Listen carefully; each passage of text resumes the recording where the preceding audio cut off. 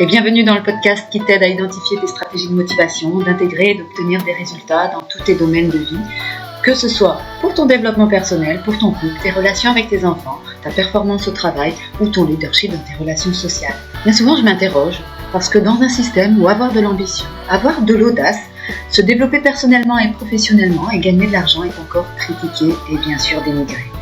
Dans un monde où la culpabilité et la honte prennent le dessus sur l'enthousiasme et la joie de vivre, sur la volonté et la détermination, mon interrogation est comment nous devons choisir entre le sens et la réussite ? Comment devons-nous choisir entre l'authenticité et l'adaptation, entre la sincérité, l'estime de soi et le courage d'être soi ? Comment devons-nous choisir entre l'engagement et la réalisation, entre la vie de nos rêves et faire la différence dans la vie de milliers de personnes ? Comment pouvons-nous être des humains, des chefs d'entreprise, des chefs de service, des soignants, des investisseurs dans le domaine de la santé, des thérapeutes, sans sacrifier nos rêves et ce qui est vraiment essentiel pour nous. Mon nom est Sylvie Vanneville et bienvenue dans le podcast qui t'aide à cultiver un esprit gagnant. Bonjour et bienvenue sur ce nouveau podcast. Aujourd'hui, je vais partager avec vous sa manière de communiquer à l'autre, comment bien communiquer avec l'autre, notamment avec les hommes ou si vous êtes un homme avec les femmes avec un homme. Parce que ceci, avoir la connaissance de la manière de bien communiquer avec les énergies yin et yang, va permettre de résoudre beaucoup de problèmes et d'éviter de nombreux conflits. Je vais vous partager d'abord une citation et une partie d'histoire de l'âme du monde. Un sage prit la parole et dit « Ô enfants des hommes, écoutez le deuxième noble enseignement sur l'union du corps et de l'âme. L'âme du monde nous a donné un précieux attelage composé de 2 chevaux et d'un cocher. Les 2 chevaux, ce sont le corps physique et le corps émotionnel et psychique. Le cocher, c'est l'âme spirituelle ou l'esprit. Tout au long de la vie, il nous faudra apprendre à maîtriser cet attelage, cet étrange attelage, car la bonne marche relève de la parfaite symbiose entre les 3 éléments qui le composent. Si le cocher est faible ou inexpérimenté, et ne domine pas ses montures, l'attelage ira n'importe où, s'échouera dans un ravin ou errera sans fin. Si les montures ne s'entendent pas, l'attelage sera très difficile à tenir et sa course chaotique. Si les montures sont fatiguées ou mal nourries, l'attelage avancera péniblement. Apprendre à vivre, cela commence donc à apprendre à connaître et à prendre soin de son corps, de son psychisme et de son esprit, et favoriser la bonne entente entre ces 3 dimensions de l'être.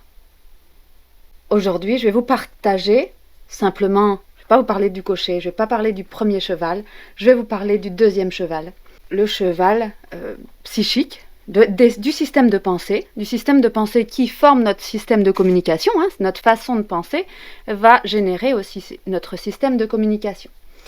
Alors, on va entrer tout de suite dans le vif du sujet. Le sujet qui est notre manière de communiquer, bien se connaître soi. La femme, quand elle communique, je vais vous donner des choses très particulières, la femme a une communication verbale importante. Elle a besoin de savoir que ses émotions et ses sentiments sont écoutés et compris par l'autre. Par l'autre, notamment par les hommes ou par les autres personnes avec qui elle va interagir. La femme va parler de ses émotions et de ce qu'elle ressent. Le côté yin, on a tous, même les hommes, on a un petit peu cette partie-là, mais plutôt les femmes. La femme veut parler, avoir de vraies discussions profondes qui lui donnent la sensation que le lien est fort. La femme a besoin de savoir que l'amour est fort, elle veut décortiquer les conflits et les moments d'incompréhension. Elle veut en reparler pour tirer les choses au clair, elle a besoin de détails. La femme communique avec des détails, les mots sont importants, les moments de qualité aussi, souvent importants. La femme communique sur la manière dont elle se sent en général, et souvent elle parle de façon émotionnelle, donc émotionnelle, elle parle de ses peurs, de ses colères, de sa tristesse, de ses joies. Les détails sont tellement importants, elle va s'y attarder, elle va vraiment faire le détail de comment s'est déroulée l'action, la situation, elle va tout détailler. Elle veut être entendue et comprise, elle veut comprendre aussi et elle a besoin de beaucoup d'explications. La femme communique des infos subjectives et propres à ce qu'elle ressent. Elle cherche le lien avec l'autre, tout le temps, sans arrêt, et elle cherche à approfondir et à disséquer ce qui est inconfortable. Elle souhaite l'échange verbal, car cela a une valeur pour elle, pour la femme, une valeur érotique et intime. Et la femme a besoin de soutien émotionnel dans une conversation, car c'est un moment de partage et de compréhension. Et je vais vous partager, alors là il y a quelques phrases que je lisais qui me font sourire, etc. Parce que je me reconnais bien sûr, et parce que je reconnais aussi le fait que certains hommes, ils se disent « Oh mon Dieu, c'est pas du tout comme ça que je communique ». Je vais vous partager la façon de communiquer des hommes, ça c'est des travaux de Chloé, que je vous partage et que j'aime communiquer et que j'aime suivre, parce que cette conférencière est brillante. Alors les hommes, comment ils communiquent ? Pas du tout comme les femmes, vous l'aurez compris, voilà pourquoi il y a déjà une discordance, et comment mettre de la compréhension entre ces deux êtres en fait pour créer la bonne harmonie, parce que si on comprend que l'homme et la femme créent le yin, le yang, mais il est nécessaire d'avoir une bonne harmonie. Alors l'homme, c'est une communication non verbale importante, vous avez vu, la femme c'est une communication verbale importante, lui elle est non verbale et très importante. La communication de l'homme va souvent droit au but, c'est très simple, la communication est souvent rationnelle, logique, pragmatique. L'homme communique et réagit avec ce qui lui fait se sentir respecté ou non, valorisé ou non. La communication de l'homme passe plutôt par des actes. Il ne revient pas sur un conflit ou une discussion. Il cherche plutôt à agir pour résoudre. Il a des gestes pour communiquer, des attentions et des services. L'homme ne s'épanche pas sur les détails. Ce qui s'est passé est passé. Il va se focaliser sur le futur et le présent. L'homme a du mal à retenir les détails. Ce qui n'est pas une info capitale, tout ce qui n'est pas une info capitale pour lui n'est souvent pas retenu. Ben voilà, il ne va pas le retenir du tout. Alors, mesdames, ne lui demandez pas ce que vous avez dit, dernier alinéa, pour détailler la situation avec votre collègue de travail. Il ne s'en rappelle pas. Il va pas s'en souvenir. C'est impossible pour l'homme. Il veut comprendre, lui, l'homme, sa position et sa posture à adopter. Il veut forcément à chaque fois comprendre. Il veut, là ça me fait très rire, l'homme veut toujours avoir raison. Il souhaite avoir le dernier mot. Mesdames, laissons-lui le dernier mot. S'il veut avoir raison, ben laissons-lui le dernier mot après tout. Pour l'homme, une non-réponse est un refus. Il ne donne pas de suite aux demandes. Alors quand on fait des demandes aux hommes, ben, ils ne vont pas donner de suite. Et comme il fait une non-réponse, ben, ça veut dire qu'il refuse. L'homme interprète les demandes répétées comme des reproches. Ne répétez pas à un homme ou une demande répétée. Pour lui, vous lui reprochez des choses, donc ça foire la communication avec ces messieurs. L'homme communique des infos concrètes, extérieures à ce qu'il ressent. Il va chercher l'efficacité. Il n'aime pas quand ça traîne en longueur et cherche à écouter si c'est déplaisant. J'ai fait une erreur. Il cherche à écourter si c'est déplaisant. Il va partir. Il va pas écouter. Il va changer de sujet. Il va bifurquer. L'homme va argumenter, il va avoir beaucoup de valeurs informatives. La communication non verbale le non-verbal pour lui, a une valeur érotique et intime. Vous avez vu que l'inverse de la femme, c'est la communication verbale qui a une valeur érotique et intime, et pour lui, c'est le non-verbal. Et l'homme cherche à communiquer plutôt pour solutionner les problèmes. Voilà. Alors, je vais revenir sur les points forts. La femme, elle a besoin de beaucoup de détails, elle aime parler de ses émotions, de ses sentiments, elle a un besoin d'être écoutée, elle a un besoin d'être entendue. L'homme, pas du tout, il n'a pas envie de parler de ses émotions, de ses sentiments, etc. Lui, il a besoin d'agir pour résoudre. Là où se trouvent toutes les incompréhensions de couple, c'est en général parce que la femme veut un partenaire qui puisse l'écouter et l'homme veut pouvoir que la femme lui donne des moyens d'agir. Alors comment bien communiquer avec un yin ou avec une femme et comment bien communiquer avec un homme? Alors on a tous envie de le savoir parce que vous inquiétez pas, moi aussi en relisant ces notes, je me rends compte qu'il y a certaines choses que je ne fais pas forcément bien. On ne fait pas tous forcément bien, heureusement parce que sinon on serait des dieux bien sûr. Et on ne fait pas forcément bien. C'est pas grave. L'important, c'est de s'améliorer pas à pas, d'en prendre conscience et de continuer son chemin. Les personnes qui ne seront pas ouvertes à ça, à l'amélioration continue, elles peuvent rester sur le bord du chemin et c'est sûr qu'elles ne monteront pas dans le train de la réussite, dans le train de l'amour, dans le train de la communication. Je pense à une amie pour laquelle j'avais fait les podcasts et d'ailleurs c'est pour elle que j'enregistre ce podcast. Alors pour quelle raison? Elle a des soucis en couple. Pour quelle raison j'enregistre ce podcast? C'est pour qu'elle puisse l'écouter et le réécouter quand elle en aura besoin. C'est aussi parce que actuellement, en termes de coaching, j'ai beaucoup de coaching, et je sais que ça, elle n'a pas besoin de m'avoir devant elle pour comprendre. Elle va pouvoir réécouter cette information, et nous tous, on va pouvoir la réécouter. Même moi, je pourrais la réécouter de temps en temps. Même mes enfants, ils pourront la réécouter de temps en temps, ce podcast, réécouter ces façons de communiquer de la femme et de l'homme pour pouvoir avancer. Allez, on passe à l'étape suivante. Comment bien communiquer avec une femme, messieurs ? Ou les autres femmes parfois avec une femme. Mais messieurs, souvent c'est leur question quand je vois en coaching. La semaine passée, un monsieur me dit « Sylvie, je suis avec mon épouse depuis très très longtemps. Tu sais, elle n'est pas très sensuelle, on a des problèmes dans notre communication de couple. Bien sûr, on est mariés, on ne va pas divorcer, mais moi je suis vraiment frustrée avec ça. Elle n'est pas vraiment proche de moi, j'arrive pas à la comprendre, j'arrive pas à discuter avec elle. » Voilà les réponses. Je lui dis, mais t'inquiète pas, ça va aller, et je lui donne toutes ces informations pour lui avancer, pour pouvoir mettre en place des actions correctrices, même s'il a 70 ans, même s'il a 80 ans. Il est important pour lui de garder un couple épanoui jusqu'à la fin de sa vie, de ne pas rentrer en conflit, et d'arriver toujours à bien communiquer avec son épouse. Bien sûr, on sait que dans le temps, alors, je vais vous partager, mais pas un secret des dieux, mais on sait que dans le temps, les relations sexuelles vont diminuer, parce que y a la puissance physique qui va plus être là. Une fois, une personne âgée me dit « Sylvie, tu sais, sexuellement, je peux plus avec mon mari parce que moi, j'ai peur qu'il me casse. Franchement, là, à mon âge, j'ai mal déjà partout. En plus, il est très costaud. Il a une ossature costaud. Il est beaucoup plus grand que moi. Là, je peux plus. J'ai peur qu'il me casse. » Et elle dit, on a choisi d'avoir d'autres genres de relations, surtout de bien communiquer et de mettre en place d'autres choses parce que j'ai envie quand même de garder une relation épanouie, même si la dimension sexuelle ne peut plus être accomplie comme on le faisait quand on avait 20 ans, quand on avait 30 ans, etc. Quand tous les ébats amoureux étaient possibles. Donc, comment bien communiquer avec une femme ? La femme a besoin de communication verbale. Elle a besoin qu'on mette des mots précis, qu'on prenne en compte ses ressentis. Elle a besoin d'être vraiment écoutée, même dans les détails. Elle a besoin aussi d'une écoute active qui stimule le sentiment amoureux, l'érotisme et le yin, qui va se sentir vibrant et sensuel quand la personne est écoutée et quand on stimule ce sentiment amoureux. Ça va stimuler aussi son érotisme. Comment bien communiquer avec la femme ? C'est avoir des mots rassurants, sécurisants. C'est faire preuve de grande qualité. Alors, comment commencent les phrases ? C'est « je te comprends, je suis là, je serai là, tu peux compter sur moi ». Il y a une chanson de Johnny Hallyday qui dit « je serai là ».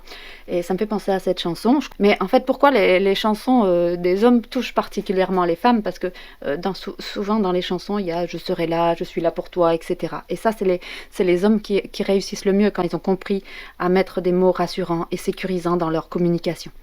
Ensuite, il est important pour bien communiquer avec une femme, c'est de choisir des moments de qualité pour avoir des conversations profondes à propos de la relation. Il est important de ne pas se sentir attaqué par ses demandes, mais à chercher à les comprendre et à demander aussi à la dame, ou à la jeune fille, je ne sais pas quel âge vous avez derrière le podcast, mais de demander ce qu'elle ressent. Ne pas essayer surtout de trouver une solution, mais plutôt de faire preuve de compassion. La compassion, c'est l'empathie plus l'action. Ne faites pas simplement l'action, elle va se retrouver là, frustrée, et l'important c'est de mettre de l'empathie plus de l'action. Ça s'appelle la compassion.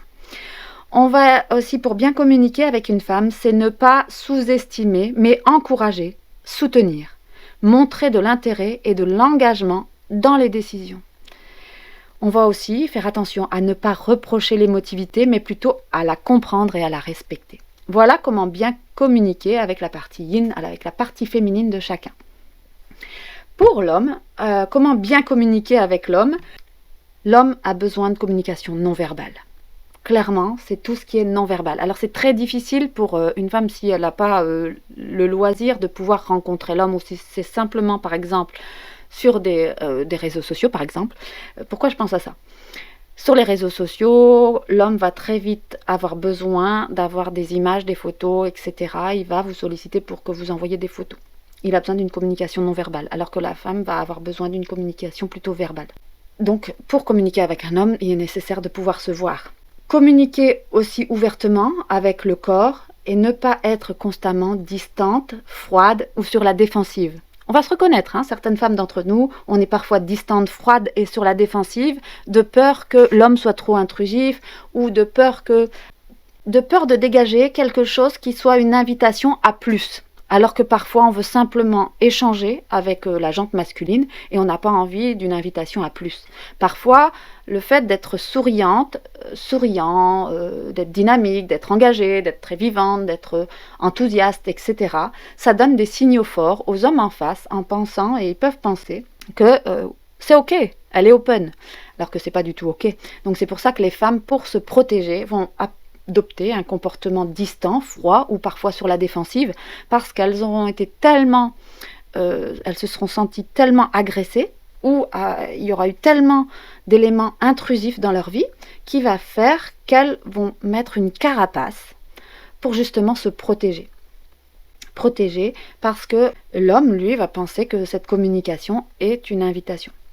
Il peut penser que cette communication est une invitation. Pas tous, bien sûr. Il y a certains hommes très élégants, qui vont apprécier cette communication et qui ne vont pas avoir forcément une idée directe derrière la tête. L'idée directe, c'est je vais te mettre dans mon lit, c'est clair. Ils ne vont pas avoir tous cette idée-là, heureusement. Il y a des gens bien sur Terre, je vous rassure. La communication avec l'homme, ça va être une communication verbale lente, réceptive et sensuelle. On va communiquer sans reprocher, on va parler de ses besoins, on va faire des demandes pour le valoriser, le faire se sentir utile. On ne materne pas un homme, ni lui mettre des ultimatums. Alors ça marche pas, on le fait tous. Alors, ne pas mettre d'ultimatum. Ça y est, ça me fait sourire parce que parfois, oui, j'avoue, j'ai déjà fait ça. Et je crois qu'on se reconnaît tous là derrière, on a déjà mis des ultimatums aux hommes. Si tu fais pas ça pour samedi, je te promets, je quitte les lieux. Vous l'avez pas fait ?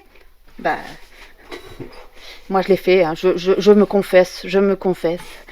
Alors, ensuite, comment bien communiquer avec un homme ? On va valoriser ses efforts, ses actions et ses services. On va respecter le silence et le laps de temps nécessaire avant qu'il revienne vers nous. On va surtout ne pas chercher à l'interrompre ou à dire des choses à sa place. Alors moi, je suis très dynamique et parfois, je fais ça. C'est terrible, c'est insupportable. J'essaye de me changer. Parfois, la personne, elle met tellement de temps à dire les choses que...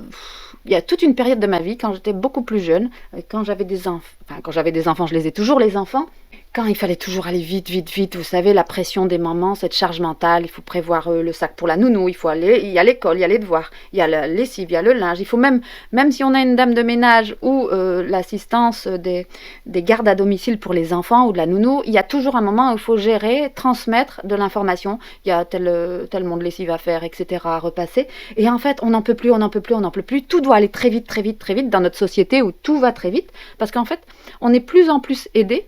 Et en fait, on va de plus en plus mal. Si vous avez remarqué, on est aidé quoi. On a des machines à laver, on va plus à la rivière nettoyer, on est aidé, mais pourtant on est encore plus sous pression.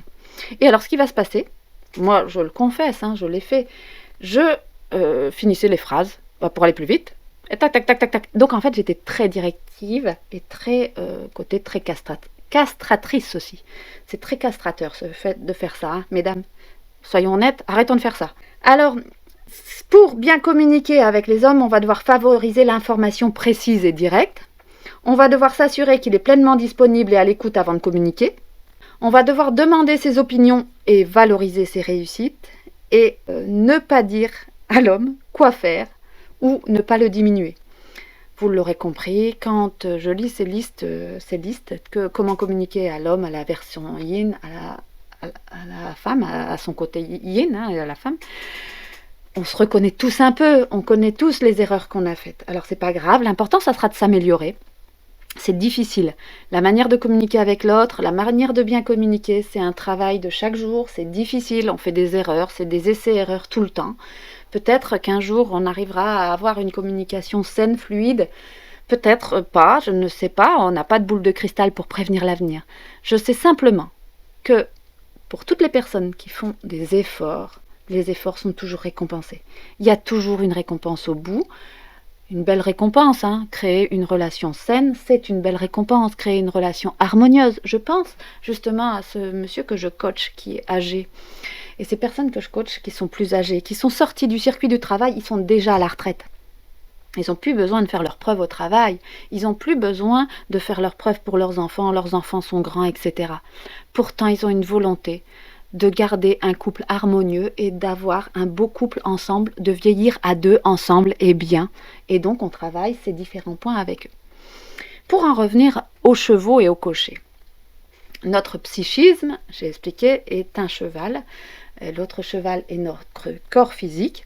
Quand j'ai échangé dans ce podcast sur les personnes âgées qui ne pouvaient plus avoir de relations sexuelles physiques, parce que c'était difficile, ils avaient peur d'être cassés, et ils avaient mal partout aussi, et que c'est plus aussi simple de pouvoir sauter dans tous les sens, vous imaginez.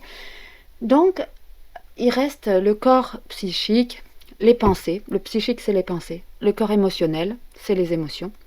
Et de pouvoir bien communiquer à travers ça, valoriser l'homme, valoriser la femme, pour ce bel équilibre harmonieux entre le yin et le yang. Allez les amis, je suis contente d'avoir partagé, même si ça fait un peu ces listes que je vous ai données, vraiment un soutien et un apport très riche que de comprendre cette manière de communiquer, de bien communiquer avec son conjoint ou avec sa conjointe. Ça va vous lever beaucoup de conflits. Alors, pas de problème, vous avez mal fait. Une astuce, Ho'oponopono, je suis désolée, pardonne-moi, merci, je t'aime. Une astuce, c'est celle-ci, on s'excuse, on se demande pardon, bien sûr, il n'y a pas de mal de s'être trompé. Alors, si vous êtes face à une personne qui n'est pas ouverte d'esprit, je dirais, si vous êtes face à une personne trop rigide, elle ne va pas accepter votre pardon. Si elle est trop dans la colère, elle n'acceptera pas votre pardon. Elle vous dira, oui, tu te pardonnes, c'est trop facile, c'est même pas sincère. Laissez décanter. Si elle n'accepte jamais votre pardon, vous avez compris, c'est peut-être pas la bonne personne pour vous. Si une personne n'est pas capable de recevoir vos excuses, votre pardon, parce que vous avez fait des erreurs, parce que vous êtes un humain, un vrai humain, si c'est pas capable, si c'est pas possible, il y a des choix à faire, il faut partir. Voilà, alors allez, je vous souhaite une belle journée, on se retrouve nous sur un prochain podcast, je vous envoie tout mon courage, tout mon amour et toute ma bienveillance pour que vous puissiez communiquer comme des as. Allez, bye bye. Voilà pour ce podcast de la semaine. Pour chaque mercredi, une nouvelle publication de podcast et c'est un plaisir que je partage avec vous.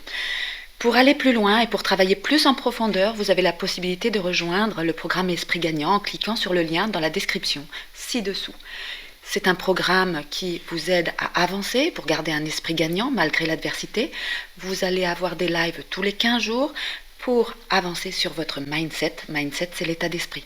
Sur des sujets de la semaine ou de la quinzaine, on va travailler ces différents sujets avec des exercices et on va approfondir toujours plus avec des exercices en PNL, en neurosciences, en thérapie comportementale, en introspection. On va avancer sur vous-même pour vous garder un esprit gagnant et récolter le fruit de vos réussites. Je le rappelle souvent, nous récoltons ce que nous semons. C'est une loi de la nature et certes une loi de l'attraction. À très vite. On se retrouve sur le prochain podcast dans une semaine, mercredi prochain. Bye.